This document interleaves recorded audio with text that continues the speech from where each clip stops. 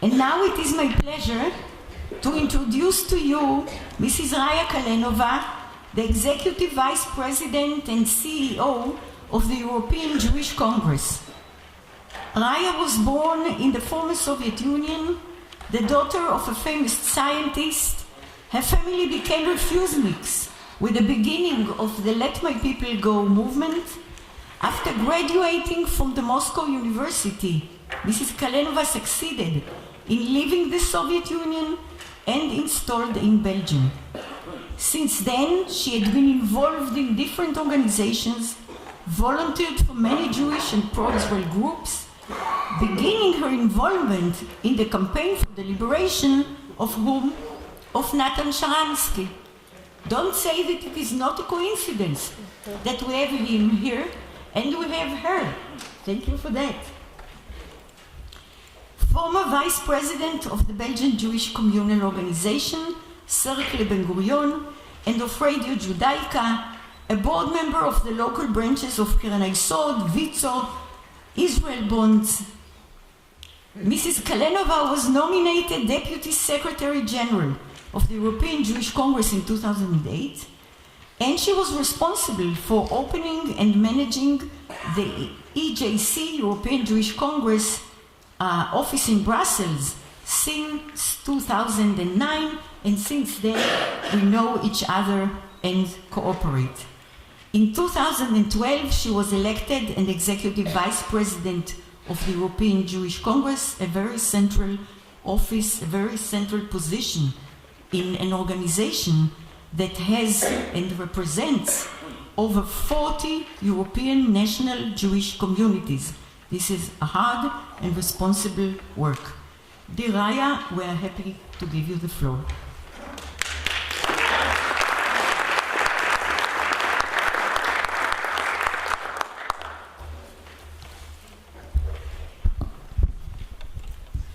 Dear friends, dear Natan, it's not only a great honor to speak after you, it's a great challenge. And as yesterday you heard from Moshe Cantor and from Bernard-Henri Lévy, you are our model, our Jewish hero of modern times.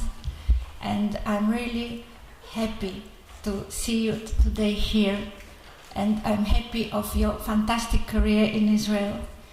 And I can tell you that without you, maybe I would never be standing here, because I never thought about entering Jewish activism at all. And my brother Yuri, who studied together with Natan, before I left, because I was the only one from my family, they were all scientists. I left all alone after finishing university, and he made me promise to him that when I go to the free world, I will fight for the liberation of Natan.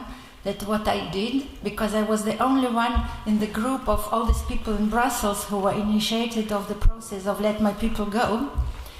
I was the only one who spoke Russian, and he could write letters, give calls, and translate, prepare all the smuggling of Hebrew books, and some financial help also to the refuseniks, because they all lost their jobs and didn't have means to survive.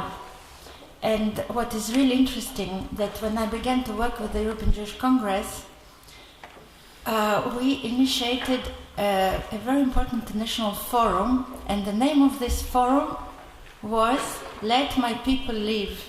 Can you imagine? After Let My People Go, after the years of a relative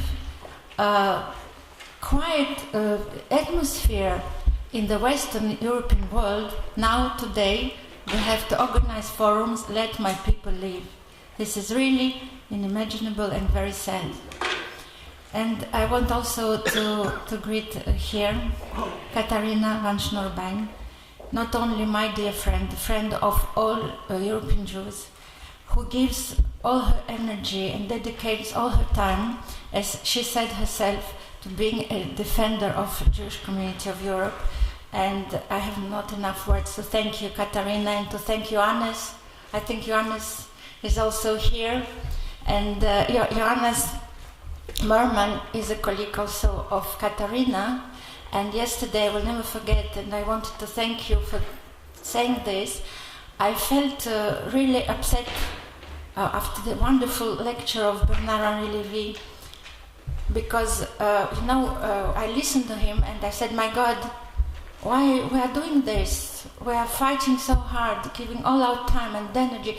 All this may be for nothing. We will never prevail. We will never get rid of this. It's, as he said, it will never happen. And I said to Johannes yesterday, and he said, it will be okay, you can count on us. And this is to hear from somebody from the European Commission. You cannot imagine what a comfort and what a good feeling and a good energy I received from these words. And all this also we received from Katarina all the time. And thank you very much, because we really have reliable partners in the European Commission and in other European institutions, and today it's very, very important. I think that you can imagine how humbled I am to speak in front of such a distinguished group of academics, experts, and I have an opportunity to share with you our vision, I mean the vision of the European Jewish Congress, on how we can contribute to combat anti-Semitism. And I would like, first of all, to thank the organizers and, of course, Professor Dina Porat. Thank you for the for your nice words and for introduction. And Dina is the head of the Cantor Center and is doing a great job leading this center. Cantor Center was founded by our president Moshe Cantor in order to provide a very high quality research in contemporary Jewish life. The European institutions regularly use Cantor Center reports because they monitor the incidents, the anti-Semitic attacks on Jewish communities worldwide. And the results of these reports are used by institutions and are very important to our efforts towards combating anti-Semitism on the ground. As Dina said already, the European Jewish Congress is an umbrella organization of European Jewry representing more than 40 Jewish communities across large Europe, not only European Union.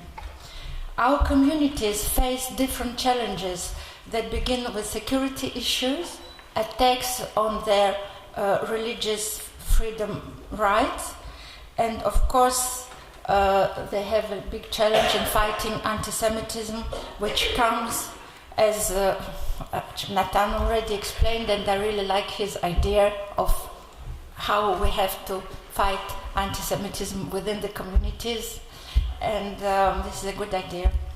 I will report it to all our affiliates that the left has to fight anti-Semitism on the right and vice versa.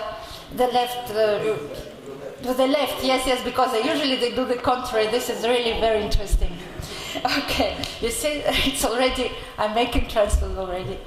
As such, our communities need a strong voice, and we hope that we are this strong voice and we want to be a very effective voice.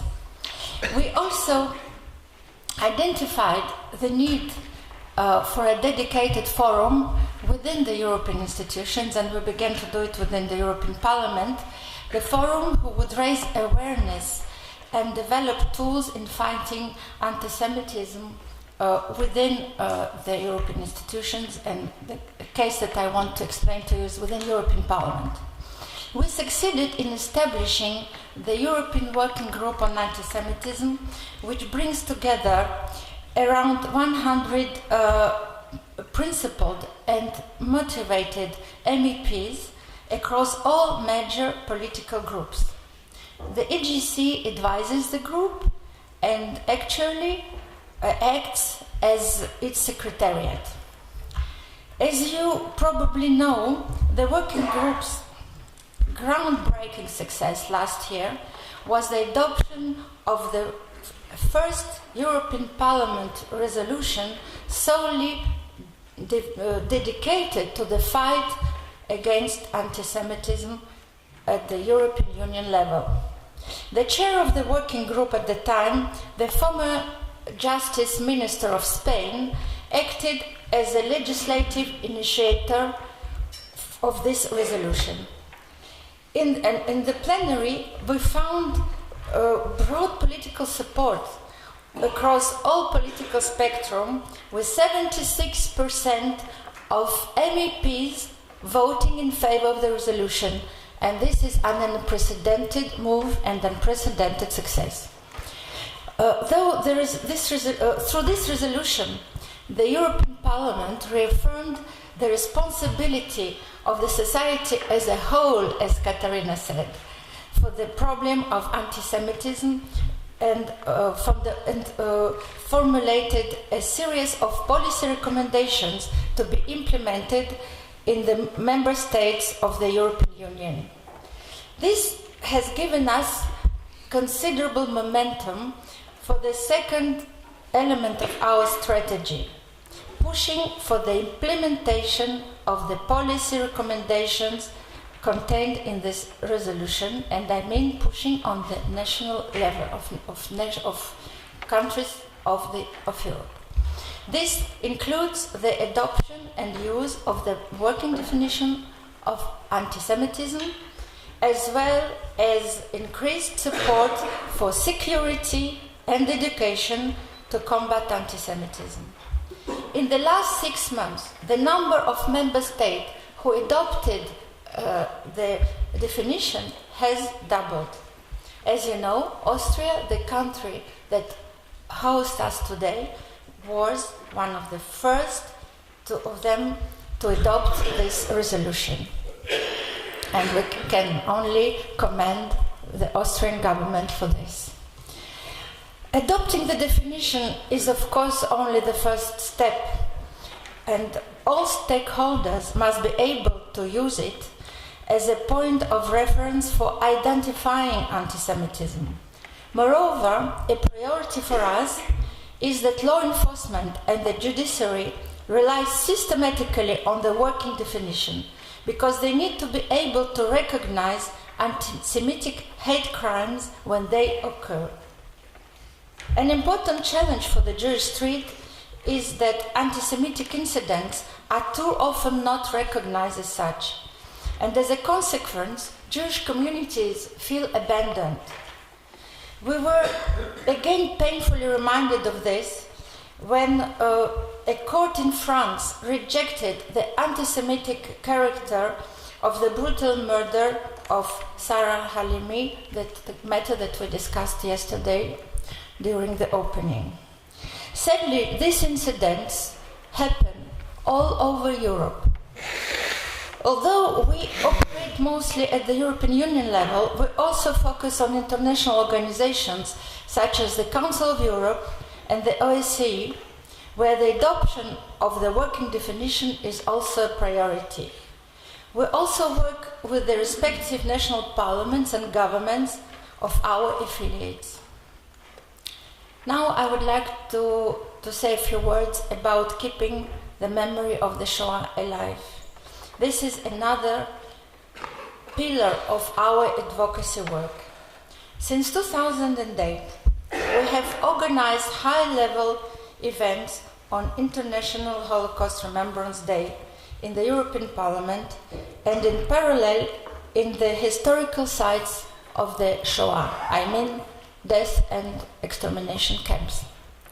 The Shoah commemoration ceremony, initiated and organized by the EJC under the leadership of our President Moshe Kantor, has become one of the most prestigious and well-attended events within the European institutions. This year it was adopted by the European Parliament as an official event of this institution. And this means that from now on, this ceremony will always be on the parliamentary calendar, no matter who the president is. This is the direct outcome of our efforts to raise awareness of the issue. With the rise of narratives that seek to minimize or deny the Holocaust, and with Holocaust denial still not being a crime in many European Union member states, commemorating of the Shoah continues to be of utmost importance. Furthermore, for 2 years already, we have co-organized events with the European Commission around the topics of Shoah commemoration and Shoah education, with the active participation of first Vice President of the European Commission, Franz Timmermans. We hope that this will become a tradition and that the successful partnership will continue, and we are grateful to Katharina van Schnurbein for being essential in this partnership.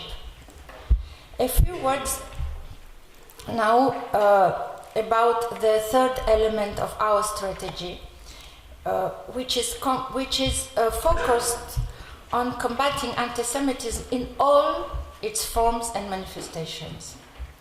As you know, one of the main drivers of violence and harassment of Jews in Europe today is anti-Semitic aggression under the pretext of anti-Zionism. Yesterday, Bernard-Henri Lévy, in his memorable lecture, I think explained to us all the aspects of this new phenomenon.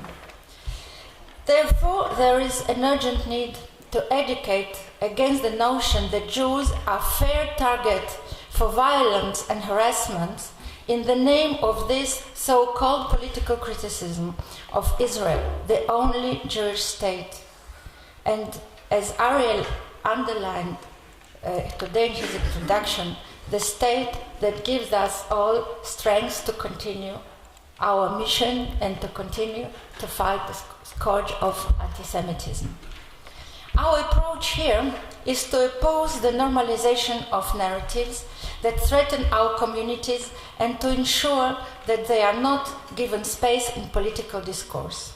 For instance, Omar Barghouti, the founder of the BDS movement, has been invited to speak at the European Parliament by a socialist MEP from Portugal. Next week, probably no other person personifies the attempts to normalize the new anti-Semitism today as he does. Therefore, together with other Jewish organizations operating on the European Union level, we wrote a letter to the President of the European Parliament, Antonio Tajani, trying to prevent Barghouti from using our democratic institutions to spread hatred.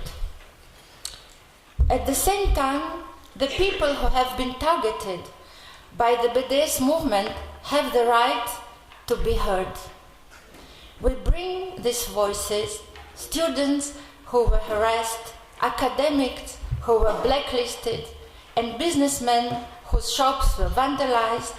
We want them to be heard by legislators and decision makers within the walls of the European institutions. We know the geography of Jewish communities very well, and we know their main fears and challenges that they face.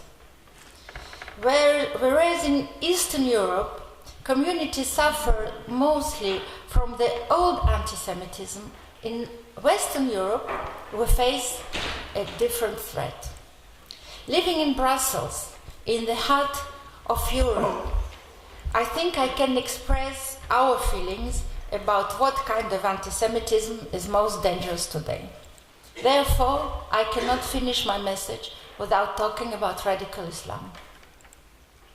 Last week, we commemorated the horrific murders of Ilan Halimi 10 years ago in France, and Dan Uzan, who 3 years ago gave his life in protecting young children at a bar mitzvah in the synagogue of Copenhagen. Today, in Europe, Jews avoid public schools. They avoid certain universities and neighborhoods. They are often faced with a dilemma whether to compromise their security by being publicly Jewish or to give up their freedoms and hide their Jewish identity. We face this challenge in two interconnected ways. On the one hand, it is critical to threaten the security infrastructures of Jewish communities on the ground. This is the main task of our specialized office here in Vienna. Without going too much into details, I can tell you that we work closely with our communities on security and also on crisis management, so that they are resilient if and when the worst happens. On the other hand, not all communities receive enough support from national governments. Like all European citizens, Jews have a right to live safely and without fear. Our second task is to help our affiliates' advocacy efforts in order to gain support from national governments for their security infrastructures. This has been successful. Some countries have recognized their responsibilities and have begun to provide support for the security of Jewish communities. Finally, there are instances where advocacy is not successful and when other measures are required. The recent laws banning shechita in Belgium constitute such an example. We supported our affiliate, the Coordinating Committee of Belgian Jewish Organizations, in bringing challenges to these unjust laws before the Belgian Constitutional Court, based on a religious freedom approach. In such cases, our communities take the lead, since they possess the local expertise to proceed more effectively, knowing that they have our complete support. Following recent developments in Poland, the country might be the next front line in the fight for religious freedom, which may have disastrous consequences for the whole of Europe. In fact, our Polish affiliate has already been affected by these developments. To conclude, we hear very often these days the offensive claim that Jews have an agenda when they speak about anti-Semitism. Of course we do. Our agenda is to protect our communities so that they can do their part in building a better society for all. You have taken on you a leading role in the academic field by providing a better understanding of anti-Semitism in your respective disciplines. However, a serious commitment to fighting anti-Semitism requires a coordinated response from all actors, including government, academia, and civil society. Our message is that we need partners who understand the issue of anti-Semitism and are committed to find practical solutions. Katarina is a perfect example of such crucial partnership. We cannot do this alone, and nor should we. I would like to express that we have very high expectations for this conference and that we look forward for cooperating with you if you have concrete measures in mind. Therefore, I am excited for productive deliberations that will result in new insights, new approaches, and new strategies that will help us to fight anti-Semitism on the ground. Thank you.